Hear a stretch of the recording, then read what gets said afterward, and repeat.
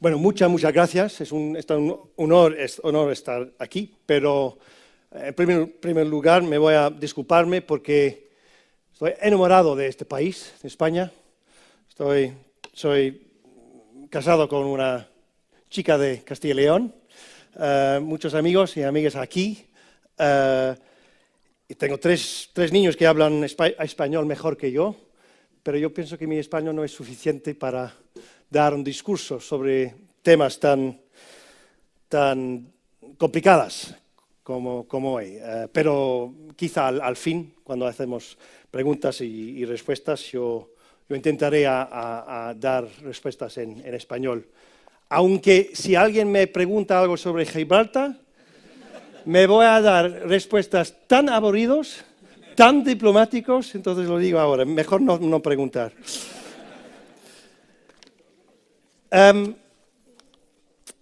Es un cliché decir que vivimos en una época de turbulencias y de volatilidad, cambios sin precedentes. La política con la que yo crecí de los años 70, 80, en el Reino Unido, al menos,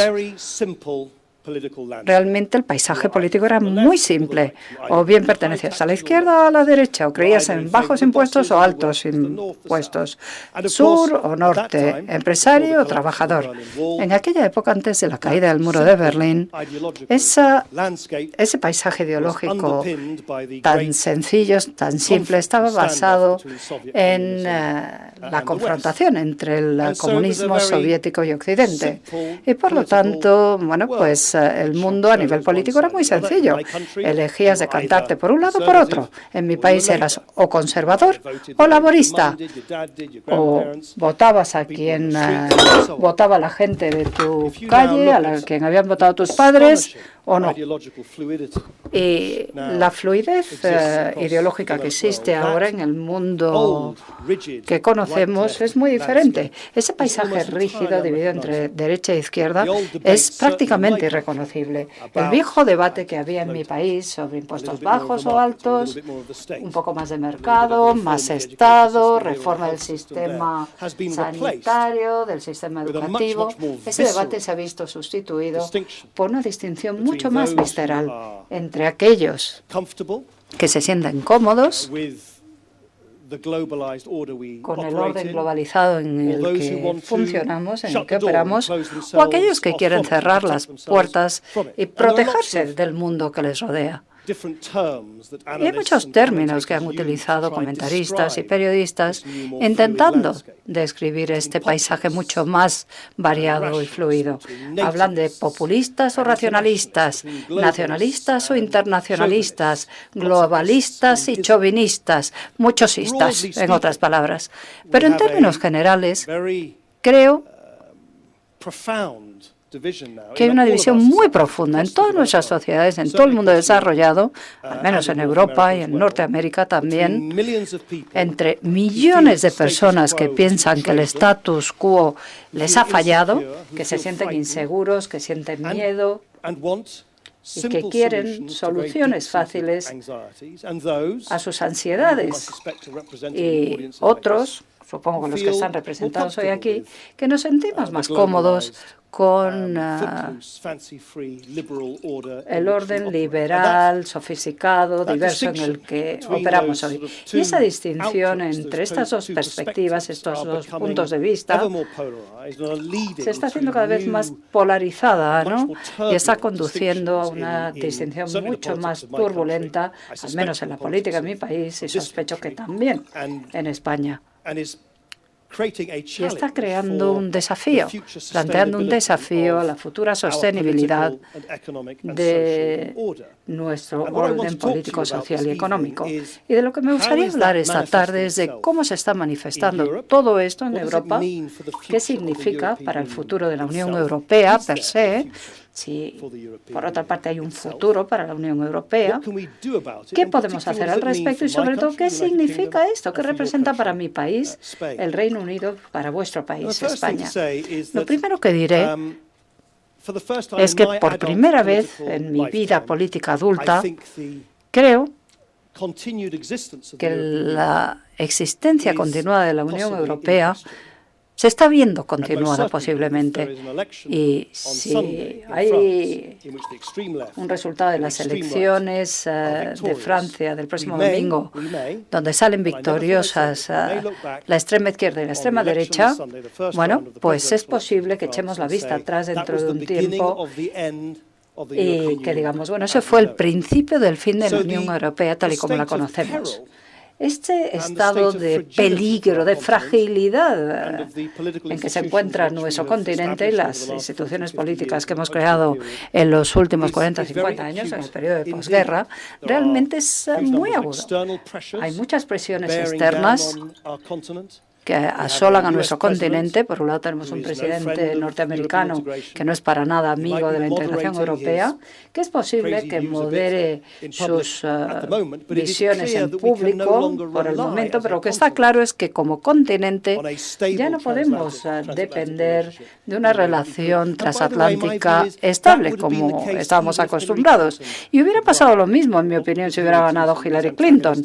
No porque Hillary Clinton esté en contra de la Unión Europea, sino que estratégicamente está claro que quien llega a la Casa Blanca, bueno, pues se va a centrar cada vez más en los intereses pacíficos, ¿no? Y no tanto en los atlánticos. Y esto plantea grandes dudas sobre esa cola, ese pegamento transatlántico que ha sido la base de los arreglos transatlánticos que hemos tenido y a los que se llegaron en los años 40 y 50. Pero luego hay otros retos, otros desafíos. Por un lado tenemos en el Kremlin una persona realmente peligrosa, Vladimir Putin, que de forma directa o indirecta intenta hacer todo lo que puede para acabar con algunas de las disciplinas multilaterales que llevamos apoyando en Occidente muchos años. Luego está el presidente Erdogan, que después del referéndum de Turquía, bueno, hemos visto el resurgimiento de una política populista, de un hombre populista en un país que ha sido uno de nuestros aliados tradicionales. E internamente también hemos sufrido una crisis económica y social importantísima, del tipo que no habíamos visto en todo el periodo de posguerra, desde el crash de la bolsa del año 29. Desde la Segunda Guerra Mundial no se me ocurre ningún momento en que tantos millones de ciudadanos hayan tenido que soportar semanas, meses, años de problemas sociales durante tanto tiempo, ¿no? Considerably worse than the economic and social hardship of the oil crisis in the early 1970s. And I think, as I will come back to in a minute, it has very profound consequences for us. But one thing is for sure, there is now a level of public hostility and disenchantment and frustration about politics and conventional politics, which is reaching boiling point across our country, across our continent and across the developed world. There are many reasons for this worrying development in Europe. Some of them are long-term ones, the change of patterns of work in the labour market in capitalist economies across the world, the advent of new technologies, the effect of social media. Some of them are historical. The collapse of the Berlin Wall has removed the underpinnings that stabilized the ideological debates in our hemisphere for a long period of time. The refugee crisis, the advent of extremist violence, which has instilled great fear in many, many people. But in my view, you cannot exaggerate the importance of 2008 if you want to understand what is happening to the politics of our continent now. I'd go even further than that. I think if 2008, that crashing financial crisis, the likes of which we've never experienced before, in my view, if that had not happened, I think it's most likely that Donald Trump would not have been elected President of the United States. If 2008 had not happened, I suspect very strongly that the British people would have voted to remain inside the European Union rather than leave it.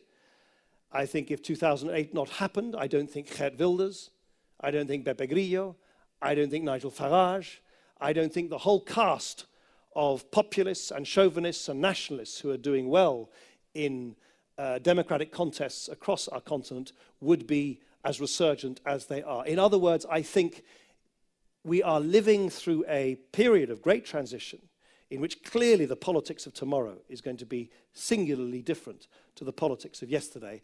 But there are many reasons propelling it, but the main reason, I think, is that we're still dealing with the social and political aftershocks of 2008. And in many ways, we're still grappling with the tectonic effects of that economic earthquake back then. So the question is, what can we do about it? And what role does Britain and Spain have as we grapple with these very profound imbalances in our own continent? Now, it might be a little unfashionable to strike an optimistic note, particularly after that somewhat pessimistic and alarmist introduction. But, and I'm sure, by the way, there is some Chinese proverb that I've forgotten that says that for every crisis offers opportunities. There is one, isn't there? Anyway, there always is. You find them on little Christmas crackers and things. But that is true. That is true. The crisis which is prevailing upon our continent presents us with a fork in the road. The European Union is now either going to rise to that challenge and revitalize itself, renew itself, reform itself, relaunch itself. In other words, embark upon a new, more positive chapter of European integration, or, as I implied earlier, most especially if the elections this Sunday in France go what I would consider to be the wrong way, it could lead in exactly the opposite direction. So we are in a sort of tipping point between disaggregation or renewal in the European Union. And I want to talk, if I may, for a minute about the positive vision of renewal rather than dwell on the possibility of collapse and disintegration. And in my view, there are, crudely speaking, three key areas where the leading politicians and leading governments, leading thinkers in the European Union need urgently to enter into a new period of reform and renewal. Because one of the things that happened after 2008, and you could see it here in this country in particular, but in my country too, is that the damage done internally to our societies and economies was so great that inevitably the political capital and energy that our governments and our leaders had, and I experienced it myself for 5 years, for half a decade, as Deputy Prime Minister of my country, were primarily inward-facing. We've gone through a phase of great political introversion as we've had to sort of turn inwards to repair the damage that has been done to the fabric of our own societies. It is essential now that even as we continue to repair the damage which we sustained in 2008, that political leaders of all persuasions and in all governments relearn the art and rediscover the ambition to do big things together on an international level. And the European Union for too long has basically turned inwards and has lost the confidence and the self-confidence to embark upon significant reform. And the three areas where I believe significant reform is now inescapable is firstly, and by far in my view, in my judgment, most importantly, is to complete the incomplete project in the Eurozone. The Eurozone is an extraordinary thing, creating a single currency of such disparate countries, such disparate economies. But it was founded on an unbalanced and incomplete basis. Firstly, let me be blunt, not least, I can say these sweeping things as a member of a country that's not part of the Eurozone, and certainly now doesn't look as if it ever will be as we leave the European Union. Clearly, it was a huge mistake with hindsight to allow political judgments to prevail about which countries should join the Eurozone in the first place. So there were countries, Greece notably, that simply were not in a position to withstand the disciplines and the monetary straitjacket that comes with a single interest rate at the outset. But secondly, a monetary union without a fiscal and wider economic union is inherently unsustainable. Of course it is. Of course it is.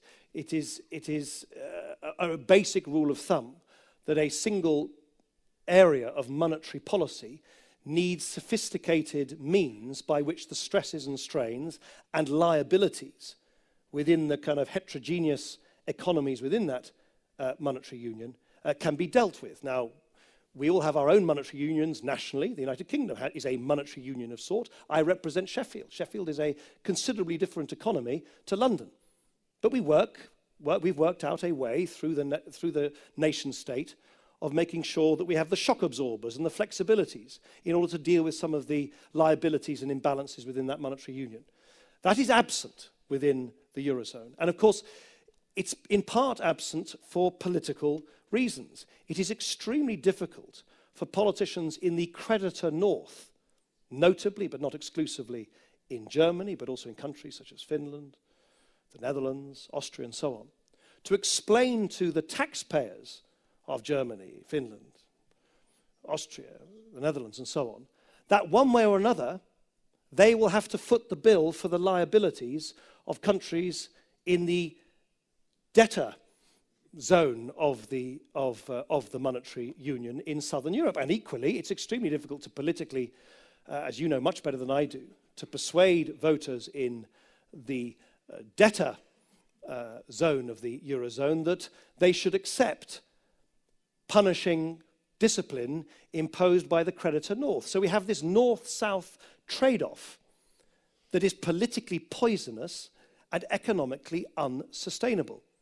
So what is clearly needed, above and beyond everything else, is a new north-south pact to stabilize the Eurozone, in which, simplifying a lot of complex questions very, very dramatically, the North accepts that the taxpayers of the creditor countries in the Eurozone will, in one shape or form, have to deal with the liabilities and pay for the liabilities in other parts of the Eurozone. You can do that lots of different ways. You can write out a check.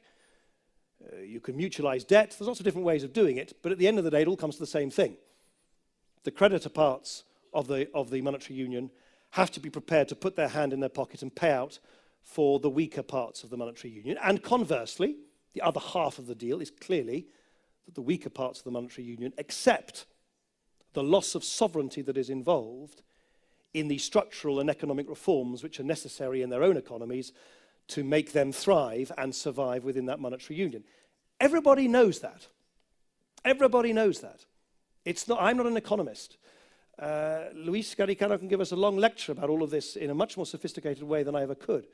But everybody knows that. Even non-economic politicians like me know that. They know it in Berlin. They know it in Brussels. It's just a question, it's a difficult question, of political will. And I hope that what becomes obvious, especially if Emmanuel Macron is elected as President of France, and perhaps most especially also if Martin Schulz is elected with a new mandate for reform as Chancellor in Germany, they could, with the crucial assistance, and I'll come back to this, of the Spanish government, they could finally muster the political will in the months to come to explain to their own peoples that for their own good and for the sustainability and prosperity of our continent, it is essential they enter into that new pact in order to complete the work, the incomplete work of the Eurozone, and to give the next younger generations of Europeans a more optimistic prospect that their own economic circumstances and job prospects will be more positive than has been the case over many years. So that is reform challenge number one. Reform challenge number two has been brought to very sharp relief by the Mediterranean migration crisis over recent months. And what that has revealed, amongst many, many other things, the terrible, heart-wrenching agony of seeing these poor refugees fleeing violence in Syria and elsewhere, the humanitarian catastrophe of people drowning in such large numbers in the Mediterranean. What it has revealed, in addition to all of that, is a fundamental design flaw, design fault in the way in which large parts of the European Union were administering our borders in recent years. And let me explain.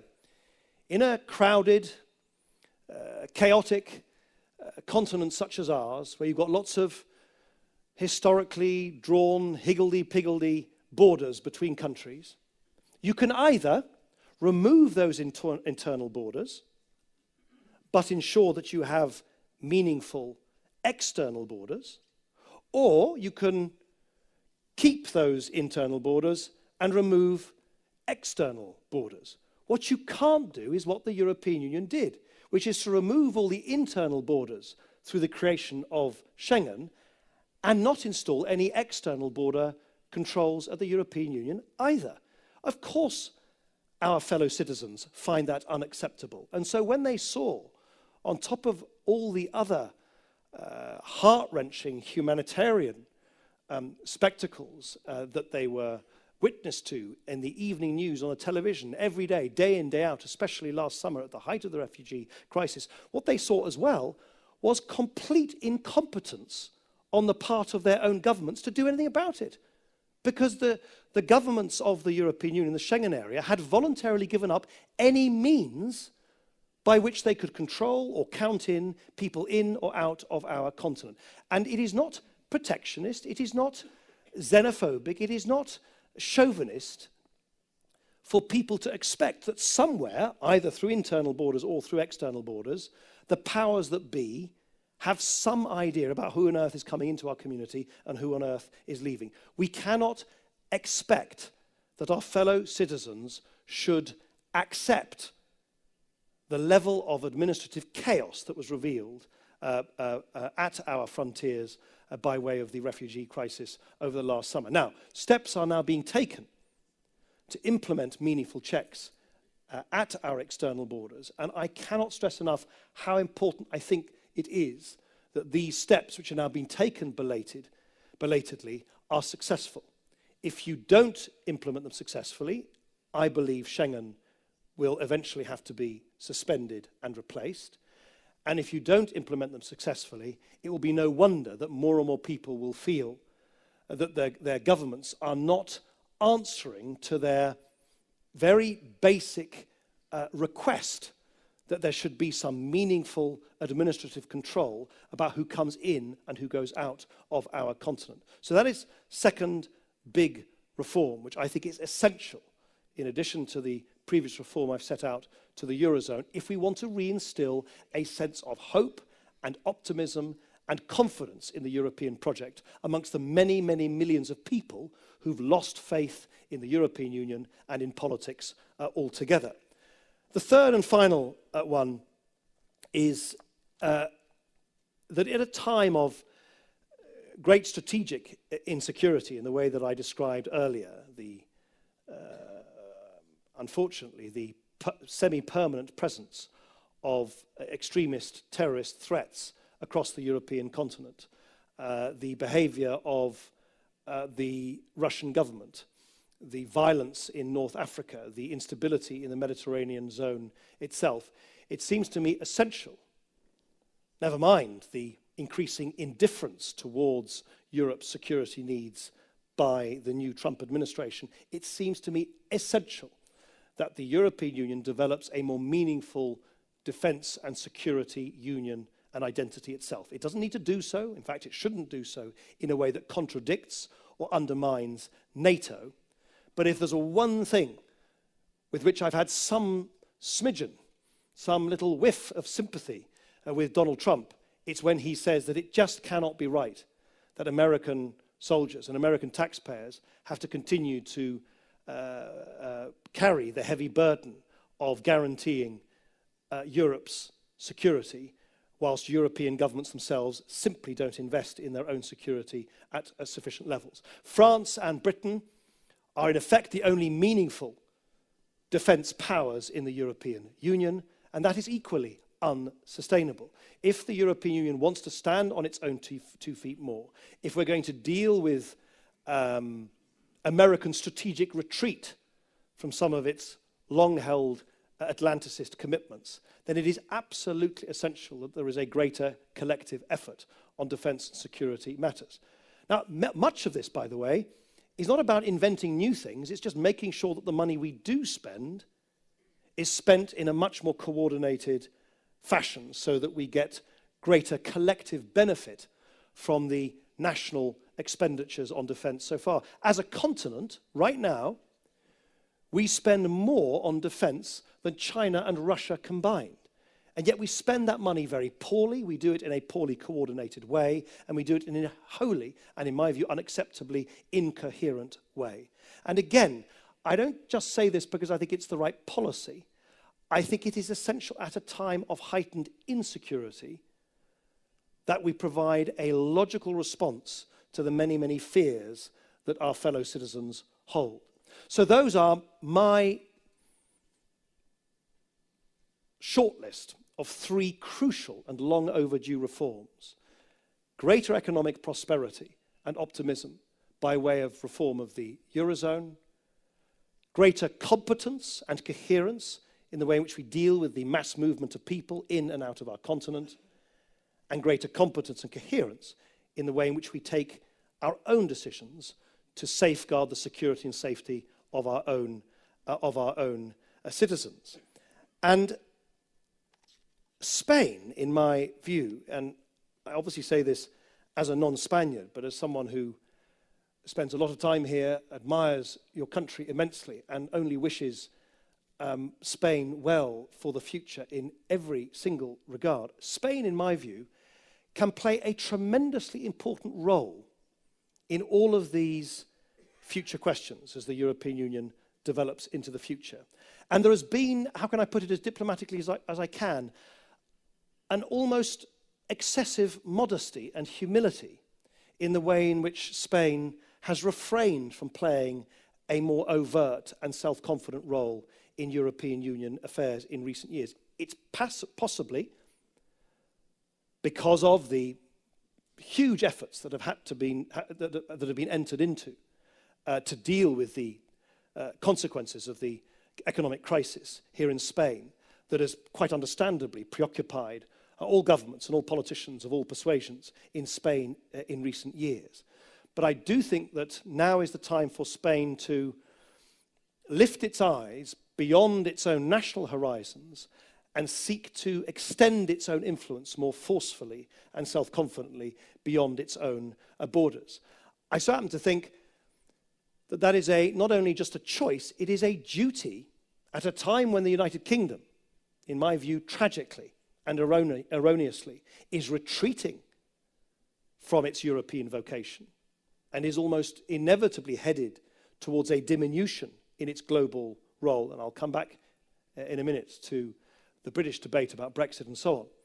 But it seems to me that whatever the outcome of the Brexit negotiations, it is abundantly clear that the United Kingdom will not play the pivotal leadership role that it has sought to play on defence, on economic reform, on the enlargement of the European Union, of the creation of the single market, of the Atlanticism that it has always espoused as America's closest ally. Clearly all of those things are now either going to be abandoned altogether by the United Kingdom or certainly weakened significantly. And I think Spain could play a tremendously important role in stepping into that strategic vacuum that in many ways will be left by the United Kingdom's departure to uphold some of the positive aspects of that small L liberal, dare I call it, Anglo-Saxon legacy, which otherwise is not going to be promoted by London in the future. And the reasons why I think Spain is well placed to do so is that, of course, I'm aware that there are always political scandals and ructions and controversies in Spain as much as there are in many other places. But Spain does have a certain political stability nonetheless, which is quite different to that which you see in many other European countries. Because hitherto, and I want to pay my own personal tribute to Albert Rivera and so much of what he stands for, but also politicians of other parties, Spain, I think, has been remarkably immune so far from the right-wing xenophobic nationalism that has engulfed politics in one member state after the next. You see it in my own country. You see it in Spain. You see it in the Netherlands. You see it in the populism, perhaps slightly differently, of Pepe Grillo in Italy. You see it in the chauvinism of populist movements in Scandinavia. In country after country after country, the economic crisis that we have withstood and the wider forces that I've described to you have propelled millions of voters to seek simple solutions from nationalist, protectionist, isolationist, right-wing populists. And Spain, by accident or by design, has so far at least avoided that fate. And that puts, I think, Spain in a very commanding position politically, because the consensus, broadly speaking, in Spain has been maintained that Spain should retain its European identity and should not turn its back on the outside world. And that being the case, that is a considerably powerful political asset, which I think Spain could deploy with greater self-confidence on the European stage. Of course, as I said earlier, I'm acutely aware that there are raging debates about corruption in Spanish politics and the future fate of Catalonia in or out of Spain. Sure, but those are debates for you and for the Spanish political classes. But for those of us outside Spain who care passionately about the future of our continent, it is essential, it seems to me, that Spain participates in some of these big debates about the future reforms of the European Union more fully than it has done hitherto. And I think its relative immunity from those false, xenophobic simplicities puts it in a strong position to do so. Secondly, there is, in Spain at least, a credibility which comes with the experience of having gone through all these very painful adjustments, these very painful reforms in the wake of the economic crisis, which in my view places Spain and possibly Ireland in a unique category of your own, as countries that, maybe imperfectly, maybe it is still incomplete, but nonetheless a country which has been through a very, very dark chapter economically and socially, and is starting to grow sustainably again. Spain can say, with real feeling and credibility, we took the medicine. We entered into some of these painful adjustments. We accepted that some of the excesses of the past were a huge mistake. We have made adjustments. We have entered into far-reaching reforms, and we are now starting to grow at a more sustainable rate in the future. That gives Spain, unlike other Mediterranean countries such as Greece, for instance, and others, unique credibility, it seems to me, when or if Presidents Macron and Schulz are discussing their plans for a stabilization and a rebalancing of the Eurozone. It gives Spain, it seems to me, unique credibility to say we have a voice in this debate about how the Eurozone should be reformed in the future. And third and finally, and this is much more obvious to you than it is to me, Spain is, of course, Europe's pivot towards the Hispanic world, and most especially to that huge and strategically important hemisphere of Latin America, which is entirely unique to Spain, and again is a strategic asset, which it seems to me Spain could deploy to greater and more self-confident effect than has been the case so far. And so I guess it might seem odd to you, as a non-Spaniard, to say this, but I very much hope that in the context of all of the wider forces that I've described to you, I very much hope that Spain will, in the months and years to come, be increasingly a co-architect and a co-author of the next chapter of European politics, the next chapter of European integration, in a way that my country once was, and alas will never be again, but which I think it is essential, not only for Spain's future, but for Europe's future, that you should play that role. Can I end, because it would be odd not to do so, just saying a few words about the general election that Theresa May has called this week, and the wider dilemma facing the United Kingdom as we seek to extricate ourselves from the European Union. I mean, the first thing to say is that Theresa May has given rather various terribly grand, dignified-sounding reasons why she's holding this general election, because she wants to strengthen her hand in the Brexit negotiations. The truth, of course, as is so often the case, is that she is triggering this general election for nothing other than pretty grubby, tactical and rather cynical and opportunistic political reasons. Firstly, her principal opponent, the leader of the British Labour Party, is one of the most unelectable leaders of the opposition in British politics that I've ever encountered in my adult political lifetime. There is simply no remote possibility that the British people will ever put Jeremy Corbyn into number 10 as the Prime Minister of our great country, and she knows that, and she wants to take advantage of that. And secondly, she knows that the utopianism that has surrounded the promise of Brexit in British politics. You will have read the promises from Boris Johnson and Nigel Farage and Michael Gove that the moment we leave the European Union, the sun will shine, Spanish style forever. There will be no traffic jams. We will get hundreds of millions of pounds for the NHS. Immigration will no longer be a problem. Jobs will grow on trees. Money will suddenly fructify in your pockets.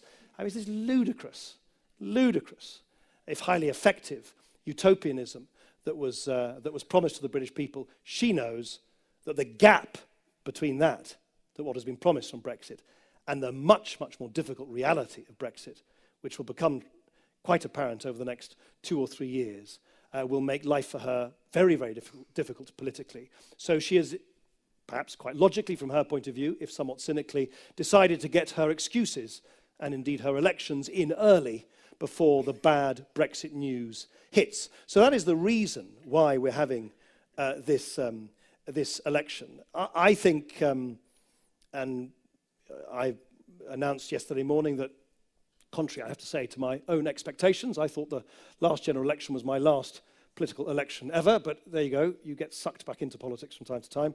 I am standing again in my own constituency in Sheffield, and I'm flying directly there again tomorrow morning. And one of the reasons that I have decided, after 12 years of various ups and downs in British politics since I was first elected to the House of Commons, to do so, is because I actually don't think there's much question about who's going to be the next Prime Minister of the United Kingdom. I think, unless something very dramatic happens, Theresa May will be Prime Minister on June the 9th. The question is, what mandate has she got? What majority has she got? And crucially, who is going to oppose her? Who is going to oppose the dogmatic, uncompromising, damaging and self-harming version of Brexit, which she has chosen as the future aim of her government? Who is going to oppose her? And that is why it is tremendously important, in my view, that notwithstanding the fact that I think it is pretty inevitable, never certain, nothing is certain in politics, certainly not these days, but pretty inevitable that she will continue to be Prime Minister, it is essential for the future of the United Kingdom that she is not given a landslide victory to basically ignore everybody and ignore all forms of opposition for the next half a decade and impose on the British people a Brexit, which I should stress, no one voted for last year.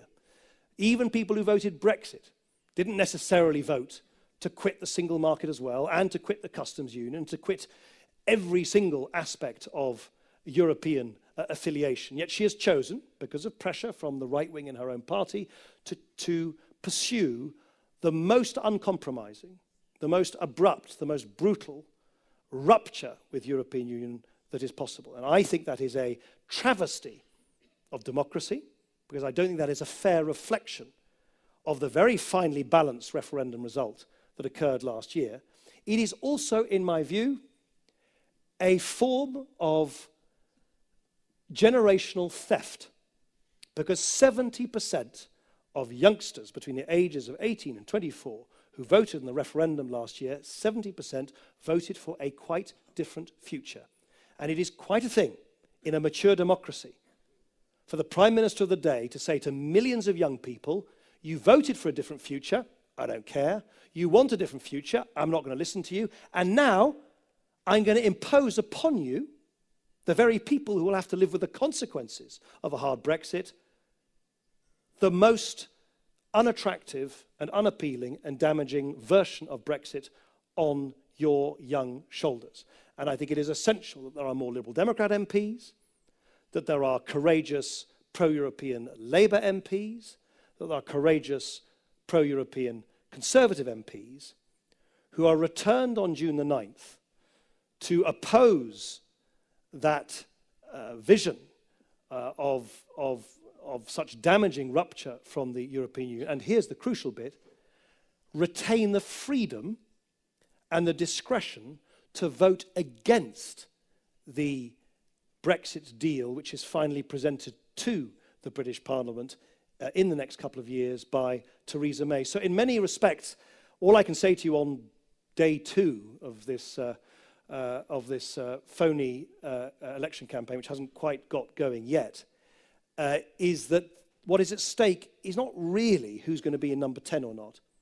It's what kind of majority she's going to get, what kind of mandate she's going to get, and crucially, who and how will she be effectively opposed after June the 8th to prevent her from imposing on Britain a fate which I believe will be very damaging to the future of the country that I love as much as I do. And in many ways, the result will have a profound impact. So, for instance, if her majority is not as great as she clearly hopes, that will have a profound impact on the courage and the self-confidence of Parliament and of MPs in Parliament in 2 years' time to do what I think they should do, which is to put country before party and to put their own conscience before their own political affiliation when they come to decide on that fateful day in 2 years' time whether they are really going to give consent to the Brexit, which will be put before them at that time. So, to put it mildly, we meet this evening at a time of unprecedented turbulence, anxiety, and volatility in the politics of our extraordinary, beautiful, but anguished European continent. And much as I carry a very heavy and sad heart about the developments in my own country, I'm tremendously optimistic by what I see is possible from a renewed confidence in Spain about its own future and its own ability to help shape a brighter future for our children and grandchildren across Europe. Thank you very much for listening to me.